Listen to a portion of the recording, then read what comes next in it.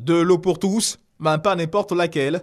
De l'eau potable, une eau incolore, inodore et sans saveur, comme l'enseignent les livres de sciences. Comment s'y prendre afin que chaque individu vivant en milieu rural puisse en bénéficier? Une question qui s'adresse aux 600 participants venus du monde entier. Il y a 660 000 personnes qui n'ont pas suffisamment accès à l'eau. Et 80% de ces personnes, ils habitent dans les zones rurales. C'est énorme. Devant l'urgence de la situation, il faut trouver des solutions. En Côte d'Ivoire, des efforts sont entrepris par le gouvernement. Dans ce sens, les expériences extérieures sont toujours les bienvenues. C'est tout un ensemble de sujets et de défis qu'il nous faut relever et pour lesquels on l'espère. Au cours de cette rencontre-là, les expériences qu'on va nous montrer, en particulier en provenance de l'Amérique latine, de l'Asie.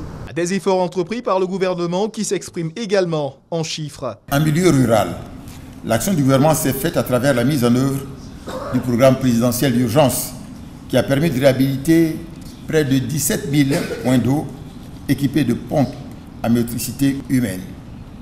L'accès à l'eau potable a ainsi pu être amélioré et le taux de panne a été ramené de 57% à la sortie de la crise post-électorale en 2011 à moins de 30% à ce jour, soit une réduction de l'ordre de 30 points en 5 ans. L'objectif du gouvernement est de porter d'ici 2020 le taux de couverture à 82,5% en moyenne, avec 60% dans les zones rurales et 85% dans le domaine urbain.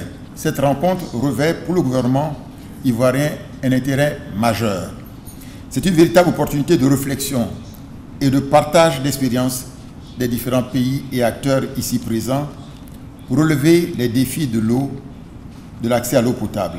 Le Forum international du réseau des experts pour l'approvisionnement en eau potable en milieu rural se tient tous les 5 ans.